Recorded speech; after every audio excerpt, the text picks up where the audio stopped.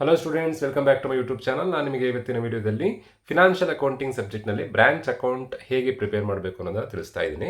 Question ಈ ಥರದಲ್ಲಿದೆ: a head office in Mudigere has a branch in Chitradurga. ಒಂದು ಕಂಪನಿಯ ಹೆಡ್ ಆಫೀಸು ಮೂಡಿಗೆರೆಯಲ್ಲಿದೆ, ಅದರ ಬ್ರಾಂಚ್ ಇರೋದು ಚಿತ್ರದುರ್ಗದಲ್ಲಿ. ಒಂದಷ್ಟು ಇನ್ಫಾರ್ಮೇಷನ್ಗಳನ್ನು ಕೊಟ್ಟಿದ್ದಾರೆ. ಈ ಇನ್ಫಾರ್ಮೇಷನನ್ನು ನೋಡಿಕೊಂಡು ನೀವು ಚಿತ್ರದುರ್ಗ ಬ್ರಾಂಚ್ ಅಕೌಂಟನ್ನು ಪ್ರಿಪೇರ್ ಮಾಡಬೇಕು. ನಾನಿಲ್ಲಿ ಹೆಡ್ಡಿಂಗ್ ಹಾಕೊಂಡಿದ್ದೀನಿ: in the books of head office Chitradurga branch account. ಯಾವಾಗಲೂ ಬ್ರಾಂಚ್ ಅಕೌಂಟನ್ನು ಪ್ರಿಪೇರ್ ಮಾಡಬೇಕಾದ್ರೆ ಹೆಡ್ ಆಫೀಸಿಗೆ ಏನಾದರೂ ಎಕ್ಸ್ಪೆನ್ಸಸ್ ಆಗ್ತಾ ಇದ್ರೆ ಡೆಬಿಟ್ ಸೈಡಿಗೆ ಬರೀಬೇಕು, ಇನ್ಕಮ್ ಆಗ್ತಾ ಇದ್ರೆ ಕ್ರೆಡಿಟ್ ಸೈಡಿಗೆ ಬರೀಬೇಕು. ನೋಡಿ, ಈ ಪ್ರಾಬ್ಲಮ್ ಮಾಡೋದಕ್ಕಿಂತ ಮುಂಚೆ ನಾನು ನಿಮಗೆ ಪ್ರೀವಿಯಸ್ ವಿಡಿಯೋದಲ್ಲಿ ತಿಳಿಸಿದ್ದೆ ಬ್ರಾಂಚ್ ಅಕೌಂಟ್ ಅಂತಂದರೆ ಏನಾದರೂ ಫಾರ್ಮ್ಯಾಟ್ ಹೇಗೆ ಮಾಡಬೇಕು ಅನ್ನೋದನ್ನು. ಯಾರು ಆ ವಿಡಿಯೋ ನೋಡಲಿಲ್ವೋ ಆ ವಿಡಿಯೋ ನೋಡಿಕೊಂಡು ನೆಕ್ಸ್ಟ್ ಈ ವಿಡಿಯೋ ನೋಡಿ, ಇಲ್ಲ ಅಂತಂದರೆ ನಿಮಗೆ ಪ್ರಾಬ್ಲಮ್ ಸ್ವಲ್ಪ ಕನ್ಫ್ಯೂಷನ್ ಆಗ್ಬೋದು. ಬ್ರಾಂಚ್ ಅಕೌಂಟ್ ಮಾಡೋದು ತುಂಬಾ ಈಸಿ. ಎಕ್ಸ್ಪೆನ್ಸಸ್ಸನ್ನು ಡೆಬಿಟ್ ಸೈಡಿಗೆ ಬರೀಬೇಕು, ಇನ್ಕಮನ್ನು ಕ್ರೆಡಿಟ್ ಸೈಡಿಗೆ ಬರೀಬೇಕು. ಯಾವಾಗಲೂ ಫಸ್ಟು ಓಪನಿಂಗ್ ಬ್ಯಾಲೆನ್ಸನ್ನು ಬರೀಬೇಕು. ಒಟ್ಟು 3 ಓಪನಿಂಗ್ ಬ್ಯಾಲೆನ್ಸ್ ಇದ್ದಾವೆ. ಯಾವ್ದು ಅಂತಂದರೆ opening branch stock, opening branch debtors, opening branch petty cash.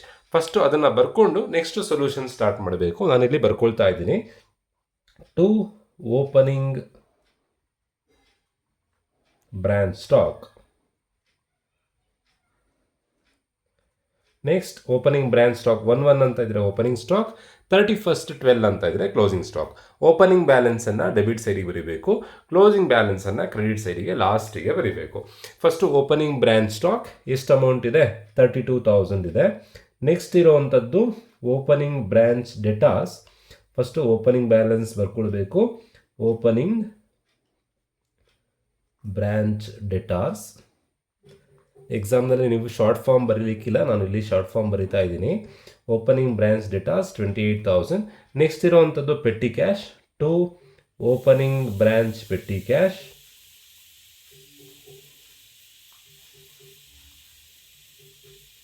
Opening branch petty cash ಇರುವಂಥ ಅಮೌಂಟ್ ಎಷ್ಟು ಅಂತಂದರೆ 4,000. ಅಲ್ಲಿಗೆ ಓಪನಿಂಗ್ ಬ್ಯಾಲೆನ್ಸನ್ನು ಬರ್ಕೊಂಡಾಯಿತು. ಯೂಶ್ವಲಿ ಹೆಡ್ ಆಫೀಸ್ ಅವರು ಬ್ರ್ಯಾಂಚಿಗೆ ಐಟಮನ್ನು ಕಳಿಸ್ತಾರೆ. ಅದು ನೆಕ್ಸ್ಟ್ ನಾವು ಅದೇ ಎಂಟ್ರಿಯನ್ನು ಬರ್ಕೊಳ್ಬೇಕು. ಯಾವಾಗಲೂ ಹೆಡ್ ಆಫೀಸಿಂದ ಬ್ರ್ಯಾಂಚಿಗೆ ಐಟಮನ್ನು ಕಳಿಸಾದ್ಮೇಲೆ ಅವರು ಬಿಸ್ನೆಸ್ಸನ್ನು ಮಾಡೋದಕ್ಕೆ ಸಾಧ್ಯ ಆಗುವಂಥದ್ದು. ಸೊ ಫಸ್ಟು ಗೂಡ್ಸ್ ಕಳಿಸ್ಬೇಕು. ಯಾರು ಕಳಿಸ್ಬೇಕು? ಹೆಡ್ ಆಫೀಸವ್ರು ಕಳಿಸ್ಬೇಕು. ಹೆಡ್ ಆಫೀಸವರು ಬ್ರ್ಯಾಂಚಿಗೆ ಗೂಡ್ಸನ್ನು ಕಳಿಸ್ಬೇಕು. ಆ ಗೂಡ್ಸನ್ನು ಬ್ರ್ಯಾಂಚ್ ಅವರು ಸೇಲ್ ಮಾಡಿ ಕೊಡಬೇಕು. ಸೊ ಎಲ್ಲ ಪ್ರಾಬ್ಲಮ್ನಲ್ಲಿ ಹೆಡ್ ಆಫೀಸವರು ಬ್ರ್ಯಾಂಚ್ಗೆ ಗೂಡ್ಸ್ ಕಳಿಸಿರುವಂಥ ಎಂಟ್ರಿಯನ್ನು ಕೊಟ್ಟಿರ್ತಾರೆ. ಅದು ಹೆಡ್ ಆಫೀಸಿಗೆ ಗೂಡ್ಸನ್ನು ಕಳಿಸುವಂಥದ್ದು ಎಕ್ಸ್ಪೆನ್ಸಸ್ ಆಗುತ್ತೆ. ಅದನ್ನು ಡೆಬಿಟ್ ಸೈಡ್ನಲ್ಲಿ to goods sent to branch account ಅಂತ ಬರೀಬೇಕು. ಎಕ್ಸ್ಪೆನ್ಸಸ್ ಆಗುತ್ತೆ, ಹಾಗಾಗಿ ಡೆಬಿಟ್ ಸೈಡಿಗೆ ಬರೀಬೇಕು. ಕ್ವಶನಲ್ಲಿ ಕೊಟ್ಟಿದ್ದಾರೆ ನೋಡಿ, ಗೂಡ್ಸ್ ಸೆಂಟ್ ಟು ಬ್ರಾಂಚ್ 1,60,000. 1,60,000 ರೂಪಾಯಿ ಬೆಲೆ ಬಾಳುವಂಥ ಗೂಡ್ಸನ್ನು ಕಳಿಸ್ತಾ ಇದ್ದಾರೆ. ಅವರು ಸೇಲ್ ಮಾಡಿ ಅಮೌಂಟ್ ನಮಗೆ ಕೊಟ್ಟ ಮೇಲೆ ನಮಗೆ ಇನ್ಕಮ್ ಆಗುತ್ತೆ. ಅಲ್ಲಿ ತನಕ ಗೂಡ್ಸ್ ಕಳಿಸಿರುವಂಥದ್ದು ಎಕ್ಸ್ಪೆನ್ಸಸ್ ಆಗಿರುತ್ತೆ, ಹಾಗಾಗಿ ಡೆಬಿಟ್ ಸೈಡಿಗೆ ಬರೀಬೇಕು. To goods sent to branch. Goods sent to branch. ಎಷ್ಟು ರೂಪಾಯಿದು ಗೂಡ್ಸ್ ಕಳಿಸ್ತಾ ಇದ್ದಾರೆ? 1,60,000 ರೂಪಾಯಿದು ಗೂಡ್ಸ್ ಕಳಿಸ್ತಾ ಇದ್ದಾರೆ. 1,60,000 ವಿತಿನ್ ಬ್ರಾಕೆಟ್ನಲ್ಲಿ ಗೂಡ್ಸ್ ಸೆಂಟ್ ಅಂತ ಬೇಕಾದರೆ ಬರ್ಕೊಂಡ್ರೆ ಆಯ್ತು. ಇದನ್ನು ಬರಲೇಬೇಕು ಅಂತಿಲ್ಲ. ಗೂಡ್ಸ್ ರಿಟರ್ನ್ ಮಾಡಿದ್ರೆ, ನಾವು ಕಳಿಸಿರೋ ಗೂಡ್ಸನ್ನು ರಿಟರ್ನ್ ಮಾಡಿದ್ರೆ ಕ್ರೆಡಿಟ್ ಸೈಡಿಗೆ ಬರೀಬೇಕು.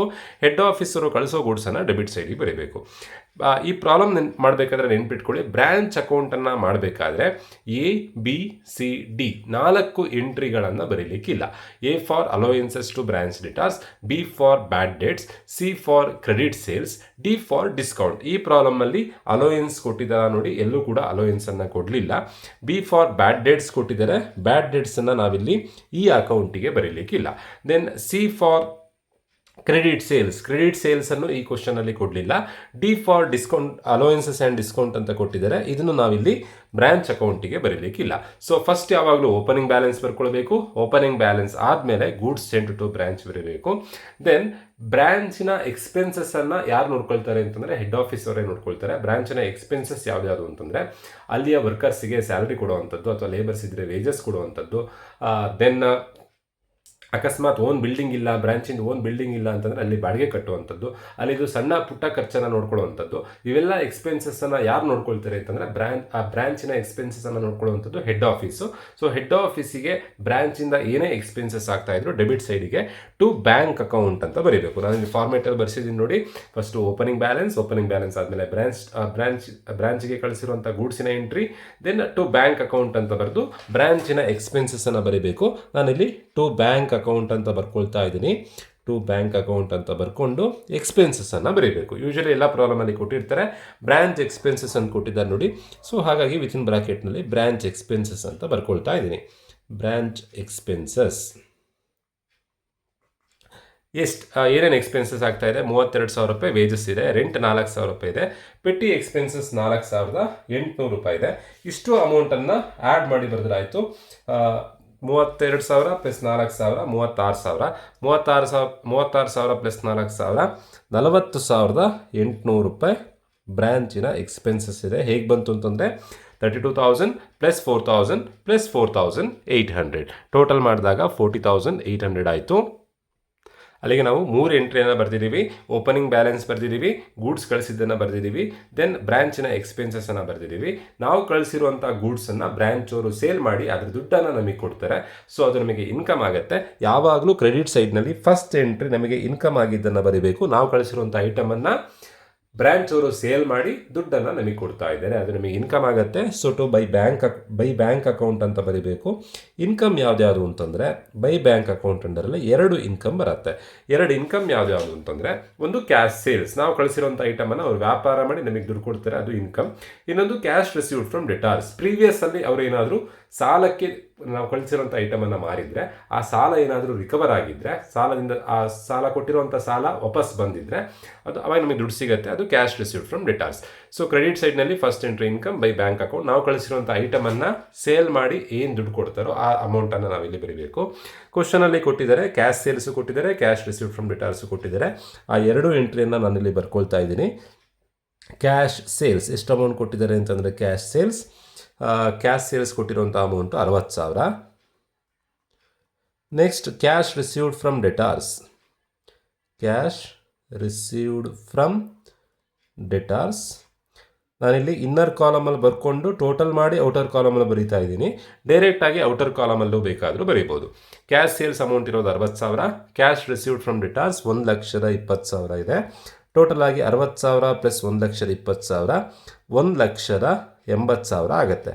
ಬೈ ಬ್ಯಾಂಕ್ ಅಕೌಂಟ್ 1,80,000 ಹೇಗೆ ಬಂತು ಅಂತಂದರೆ ಕ್ಯಾಶ್ ಸೇಲ್ಸ್ ಮತ್ತು ಕ್ಯಾಶ್ ರಿಸೀವ್ಡ್ ಫ್ರಮ್ ಡೆಟಾರ್ಸನ್ನು ಆ್ಯಡ್ ಮಾಡಿ ಬರೀಬೇಕು.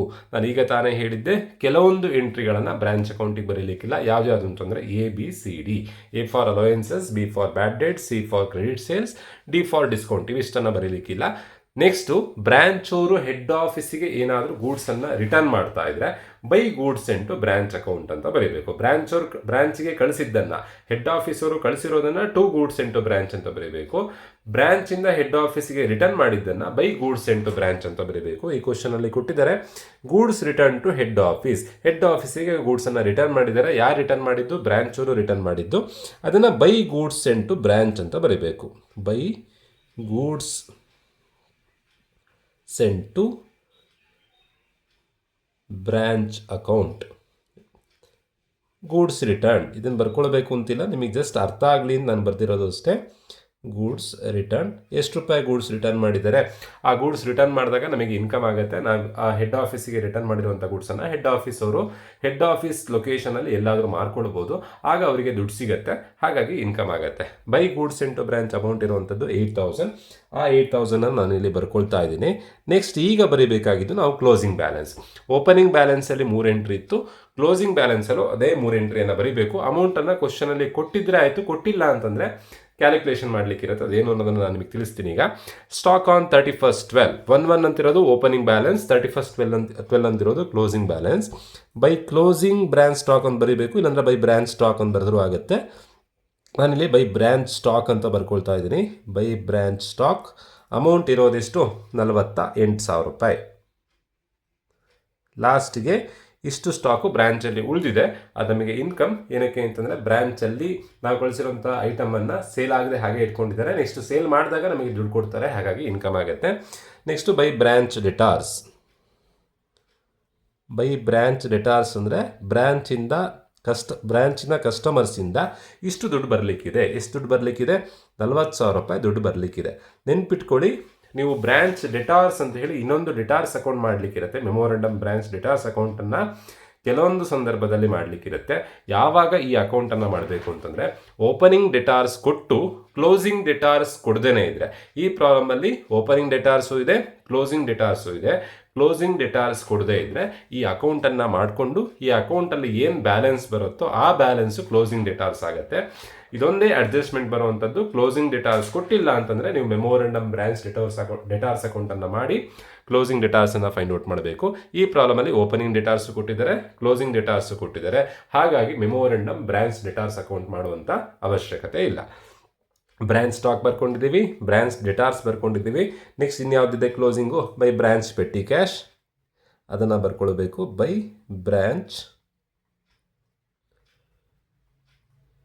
ಪೆಟ್ಟಿ ಕ್ಯಾಶ್ ಎಷ್ಟು ಅಮೌಂಟ್ ಇದೆ? ಕ್ಲೋಸಿಂಗ್ ಪೆಟ್ಟಿ ಕ್ಯಾಶ್ 3,200 ರೂಪಾಯಿ ಇದೆ. ಎಲ್ಲ ಎಂಟ್ರಿನ ಬರ್ದಾಗಿದೆ, ಚೆಕ್ ಮಾಡೋಣ. ಓಪನಿಂಗ್ ಬ್ಯಾಲೆನ್ಸಿಗೆ 3 ಎಂಟ್ರಿ ಬರ್ದಿದ್ದೀವಿ, ಕ್ಲೋಸಿಂಗ್ ಬ್ಯಾಲೆನ್ಸ್ 3 ಎಂಟ್ರಿನೂ ಬರ್ದಿದ್ದೀವಿ. ಗೂಡ್ಸ್ ಸೆಂಟ್ ಟು ಬ್ರಾಂಚ್ ಬರ್ದಾಗಿದೆ, cash sales ಬರ್ದಾಗಿದೆ, cash received from debtors ಬರ್ದಾಗಿದೆ, ಗೂಡ್ಸ್ ರಿಟರ್ನ್ ಮಾಡಿದ್ದನ್ನು ಬರ್ದಾಗಿದೆ. ಬ್ಯಾಡ್ ಡೇಟ್ಸ್ ಡಿಸ್ಕೌಂಟನ್ನು ಬರೀಲಿಕ್ಕಿಲ್ಲ. ಗೂಡ್ಸ್ ರಿಟರ್ನ್ ಬೈ ಕಸ್ಟಮರ್ಸ್ ಅಂತಂದರೆ ಸೇಲ್ಸ್ ರಿಟರ್ನ್ ಆಗುತ್ತೆ. ಸೇಲ್ಸ್ ರಿಟರ್ನ್ ಕೂಡ ಬ್ರಾಂಚ್ ಅಕೌಂಟಿಗೆ ಬರೋದಿಲ್ಲ. ಸೇಲ್ಸ್ ರಿಟರ್ನ್ ಎಲ್ಲಿಗೆ ಬರುತ್ತೆ ಅಂತಂದರೆ by sales return memorandum branch debtors ಅಕೌಂಟಿಗೆ ಬರುತ್ತೆ. ಸೊ ಸೇಲ್ಸ್ ರಿಟರ್ನನ್ನು ನಾವಿಲ್ಲಿ ಬ್ರಾಂಚ್ ಅಕೌಂಟಲ್ಲಿ ಬರೀಲಿಕ್ಕಿಲ್ಲ. ನೆನ್ಪಿಟ್ಕೊಳ್ಳಿ, ಗೂಡ್ಸ್ ರಿಟರ್ನ್ ಬೈ ಕಸ್ಟಮರ್ಸ್ ಬರೀಲಿಕ್ಕಿಲ್ಲ, ಗೂಡ್ಸ್ ರಿಟರ್ನ್ ಬೈ ಬ್ರಾಂಚ್ ಮಾತ್ರ ಬರೀಬೇಕು. ಇಲ್ಲಿ ಗೂಡ್ಸ್ ರಿಟರ್ನ್ ಬೈ ಕಸ್ಟಮರ್ಸ್ ಕೊಟ್ಟಿದ್ದಾರೆ, ಅದನ್ನು ಕನ್ಸಿಡರ್ ಮಾಡಲಿಕ್ಕಿಲ್ಲ. ಬ್ರಾಂಚ್ ಎಕ್ಸ್ಪೆನ್ಸಸ್ 3 ಬರ್ದಾಗಿದೆ, ಕ್ಲೋಸಿಂಗ್ ಬ್ಯಾಲೆನ್ಸ್ ಬರ್ದಾಗಿದೆ. ಈಗ ಟೋಟಲ್ ಮಾಡಿ ಬ್ಯಾಲೆನ್ಸ್ ಮಾಡಿದ್ರೆ ಆ ಪರ್ಟಿಕ್ಯುಲರ್ ಬ್ರಾಂಚಿಂದ ಪ್ರಾಫಿಟ್ ಆಗ್ತಾ ಇದೆಯಾ ಲಾಸ್ ಆಗ್ತಿದೆಯಾ ಗೊತ್ತಾಗುತ್ತೆ. ಟೋಟಲ್ ಮಾಡ್ಕೊಳ್ಳೋಣ. ಎರಡೂ ಸೈಡ್ ಟೋಟಲ್ ಮಾಡ್ಕೊಳ್ತಾ ಇದ್ದೀನಿ. ಫಸ್ಟು ಕ್ರೆಡಿಟ್ ಸೈಡ್ ಟೋಟಲ್ ಮಾಡ್ಕೊಳ್ಳೋಣ. 1,80,000 ಪ್ಲಸ್ 8,000 ಪ್ಲಸ್ 48,000 ಪ್ಲಸ್ 40,000 ಪ್ಲಸ್ 3,200 2,79,200 ಇದೆ. ರಫ್ ಆಗಿ ಒಂದು ಕಡೆ ಬರ್ಕೊಳ್ಬೇಕು ನೀವೆಲ್ಲಾದರೂ. 2,79,200 ಕ್ರೆಡಿಟಲ್ಲಿ ಇರುವಂಥ ಅಮೌಂಟು. ಡೆಬಿಟಲ್ಲಿ 32,000 ಪ್ಲಸ್ 28,000 ಪ್ಲಸ್ 4,000 ಪ್ಲಸ್ 1,60,000 ಪ್ಲಸ್ 40,800. ಡೆಬಿಟಲ್ಲಿ 2,64,000 ಇದೆ. ಕ್ರೆಡಿಟಲ್ಲಿ 2,79,000 ಇದೆ. ಬೇಕಾದ್ರೆ ಇಲ್ಲೇ ನಾನು ನಿಮಗೆ ರಫಲ್ಲಿ ಬರ್ದು ತೋರಿಸ್ತಾ ಇದ್ದೀನಿ. ಕ್ರೆಡಿಟಲ್ಲಿ 2,79 ಇದೆ, ಡೆಬಿಟಲ್ಲಿ 2,64,800 ಇದೆ. ಯಾವ ಅಮೌಂಟ್ ಜಾಸ್ತಿ ಇರುತ್ತೋ ಅದನ್ನು ಎರಡು ಕಡೆ ಬರ್ಕೊಳ್ಬೇಕು. ಜಾಸ್ತಿ ಇರೋದು 2,79. ಸೊ ಎರಡೂ ಕಡೆ 2,79,200 ರೂಪಾಯಿ ಬರೀಬೇಕು. 2,79,200. ಸೊ ಈಗ ಕಡಿಮೆ ಇದ್ದಿದ್ದಲ್ಲಿ ಡೆಬಿಟಲ್ಲಿ ಕಡಿಮೆ ಇತ್ತು, ಬ್ಯಾಲೆನ್ಸ್ ಬರೀಬೇಕು 2,79,200 ಇಂದ. ಇಲ್ಲಿರೋ ಟೋಟಲ್ ಎಷ್ಟಿತ್ತು? 2,64,800 ಇತ್ತು. ಬ್ಯಾಲೆನ್ಸ್ 14,400 ಇತ್ತು. ಆ ಬ್ಯಾಲೆನ್ಸಿಗೆ ಈಗ ಎಕ್ಸ್ಪೆನ್ಸಸ್ ಕಮ್ಮಿ ಇದೆ, ಡೆಬಿಟ್ ಸೈಡಲ್ಲಿ ಕಮ್ಮಿ ಇದೆ, ಬ್ಯಾಲೆನ್ಸ್ ಬಂದಿದೆ. To general profit and loss account ಅಂತ ಬರೀಬೇಕು. General P&L account. ಇದು ನೆಟ್ ಪ್ರಾಫಿಟ್ ಆಗುತ್ತೆ. ಒಂದು ವೇಳೆ ಏನಾದರೂ ಕ್ರೆಡಿಟ್ ಸೈಡ್ನಲ್ಲಿ ಬ್ಯಾಲೆನ್ಸ್ ಬಂದರೆ, ಯಾವ ಕ್ರೆಡಿಟ್ ಸೈಡ್ನಲ್ಲಿ ಬ್ಯಾಲೆನ್ಸ್ ಬರುತ್ತೆ? ಈಗ ಕ್ರೆಡಿಟಿನ ಇನ್ಕಮ್ ಜಾಸ್ತಿ ಇತ್ತು, ಎಕ್ಸ್ಪೆನ್ಸಸ್ ಕಮ್ಮಿ ಇತ್ತು, ನೆಟ್ ಪ್ರಾಫಿಟ್ ಬಂದಿದೆ. ಒಂದು ವೇಳೆ ಎಕ್ಸ್ಪೆನ್ಸಸ್ ಜಾಸ್ತಿ ಇದ್ದು ಇನ್ಕಮ್ ಕಮ್ಮಿ ಇದ್ದರೆ ನೆಟ್ ಲಾಸ್ ಬರುತ್ತೆ. ಅದನ್ನು credit side by general P&L account ಅಂತ ಬರೆದು ನೆಟ್ ಲಾಸ್ ಅಂತ ಬರೀಬೇಕು. ಈಗ ಎಕ್ಸ್ಪೆನ್ಸಸ್ ಕಮ್ಮಿ ಇದೆ, ಹಾಗಾಗಿ ನೆಟ್ ಪ್ರಾಫಿಟ್ ಬಂದಿದೆ. ಸೊ ಈ ಥರದಲ್ಲಿ ಸೊಲ್ಯೂಷನ್ ಮಾಡಬೇಕು. Simple problem. ಇದರಲ್ಲಿ ನೀವು ಕಲಿಬೇಕಾಗಿರೋದು ಬ್ರಾಂಚ್ ಡೆಟಾರ್ಸ್ ಅಕೌಂಟನ್ನು ಮಾಡಬೇಕಾದ್ರೆ ಹೇಗೆ ಮಾಡಬೇಕು ಅನ್ನೋದನ್ನು ಕಲ್ತ್ಕೊಂಡ್ರೆ ಬ್ರಾಂಚ್ ಅಕೌಂಟ್ ಕಾನ್ಸೆಪ್ಟ್ ಮುಗಿಯುತ್ತೆ. ಇನ್ನು ಎಕ್ಸಾಮ್ನಲ್ಲಿ ಕೆಲವೊಂದು ಸತಿ trading and profit and loss account ಮಾಡಲಿಕ್ಕೆ ಹೇಳ್ತಾರೆ. ಅದು ತುಂಬಾ ಈಸಿ. 15 ಮಾರ್ಕ್ಸಿಗೆ ಕೊಟ್ಟಾಗ ಆ ಪ್ರಾಬ್ಲಮ್ ಮಾಡಲಿಕ್ಕೆ ಹೇಳ್ತಾರೆ. ಸೊ ಬ್ರಾಂಚ್ ಡೆಟಾರ್ಸ್ ಅಕೌಂಟ್ ಹೇಗೆ ಮಾಡಬೇಕು, then profit and loss account, trading and profit and loss account ಹೇಗೆ ಮಾಡಬೇಕು ಅನ್ನೋದನ್ನು ನಾನು ನಿಮಗೆ ನೆಕ್ಸ್ಟ್ ವೀಡಿಯೋದಲ್ಲಿ ತಿಳಿಸ್ಕೊಡ್ತೀನಿ. ಹೋಪ್ ಎಲ್ರಿಗೂ ಈ ವಿಡಿಯೋ ಅರ್ಥ ಆಗಿದೆ ಅಂತ ಅಂದ್ಕೊಳ್ತಾ ವಿಡಿಯೋ ಮುಗಿಸ್ತಾ ಇದ್ದೀನಿ. ಯಾರ್ಯಾರು ನಮ್ಮ ಚಾನಲನ್ನು ಸಬ್ಸ್ಕ್ರೈಬ್ ಮಾಡಲಿಲ್ವೋ ನಮ್ಮ ಚಾನಲನ್ನು ಸಬ್ಸ್ಕ್ರೈಬ್ ಮಾಡಿ. First year, second year, final year BComಗೆ ಸಂಬಂಧಪಟ್ಟಂಥ ಎಲ್ಲ ಸಬ್ಜೆಕ್ಟಿನ ವೀಡಿಯೋಸ್ಗಳು ನಮ್ಮ ಚಾನಲಲ್ಲಿ ಅವೈಲೇಬಲ್ ಇದೆ. ಜೊತೆಗೆ ಫಿನಾನ್ಷಿಯಲ್ ಅಕೌಂಟಿಂಗ್ ಸಬ್ಜೆಕ್ಟ್ ಅಲ್ಲದೆ ಬೇರೆ ಸಬ್ಜೆಕ್ಟಿನ ಇಂಪಾರ್ಟೆಂಟ್ ಕ್ವಶನ್ಸ್ ಕೂಡ ಅಪ್ಲೋಡ್ ಮಾಡಿ ಆಗಿದೆ. ಅದನ್ನು ಯೂಸ್ ಮಾಡ್ಕೊಳ್ಳಿ ಅಂತ ಹೇಳ್ತಾ ವಿಡಿಯೋ ಮುಗಿಸ್ತಾ ಇದ್ದೀನಿ. Thank you.